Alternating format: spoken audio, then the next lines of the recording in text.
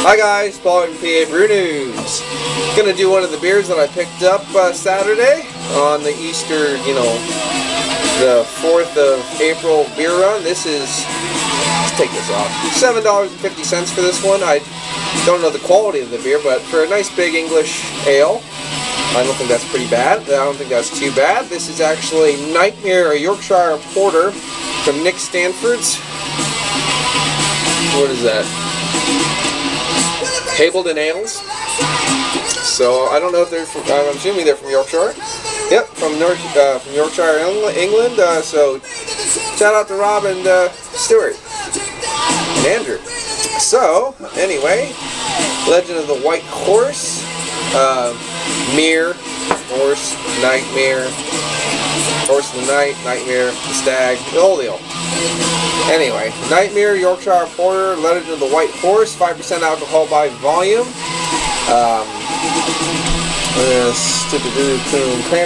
Championship winner beer of Britain, 1997. That's pretty cool.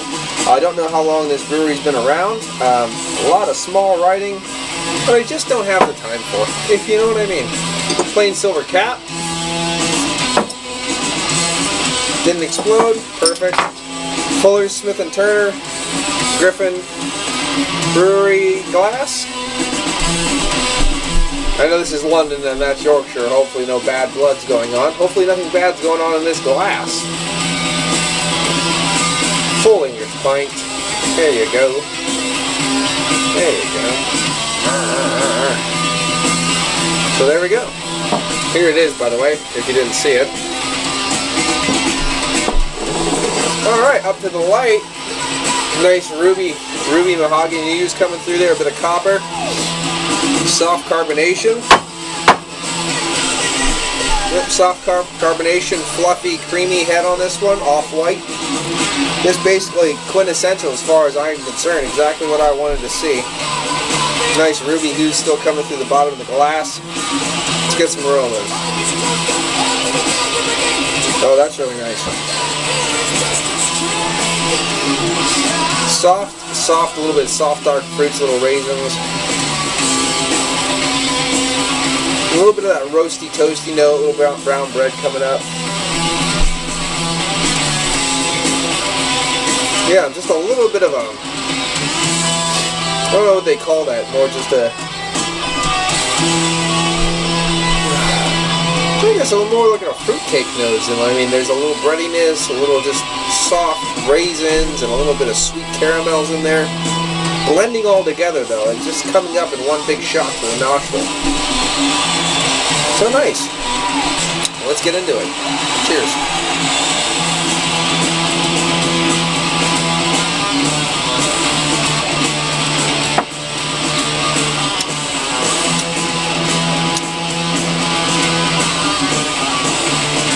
Just very soft, subtle. Tapers to a watery finish, which it doesn't hold its own all the way through. Kind of tapers out a little bit to a watery finish. You're left with a little earthiness, a little soft bit of that raisin still.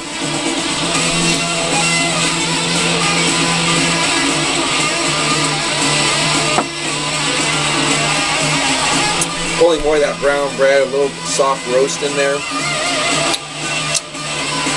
course, that raisin, a little tiny bit of copper coin in there, just a little bit of that earthiness. That's more up front, and then it tapers out.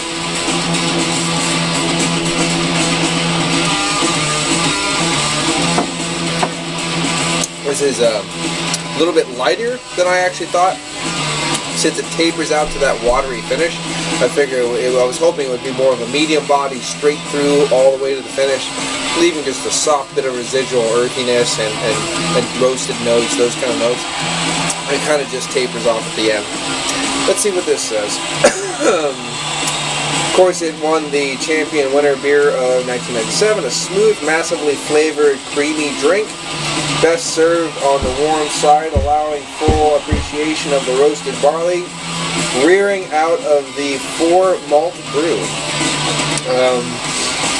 Galloping across the Hambleton Hills in the Valley of York is a giant white horse visible 40 miles away. That is pretty giant. The mystery of where it came from, however, does not belong in ancient times. It was created in 1857 by grocer Thomas Taylor, who, having made his fortune in London, wanted to leave his mark on his birthplace. So, with 30 local men and 6 tons of lime, the white horse was scored by hand into a hard rock in the Hambleton hillside. The Hambleton Ales we raise in a glass to the inspirational Mr. Taylor, whose vision has stood the test of time and whose extravagance enlivens the landscape of Yorkshire to this day. Just like Mr. Taylor, Hambleton Ales leaves us a lasting impression. I'm really glad I did this one first. I'm going to do a German oak smoked beer later, and I think that would be too much for my palate to appreciate this. This is very, very soft.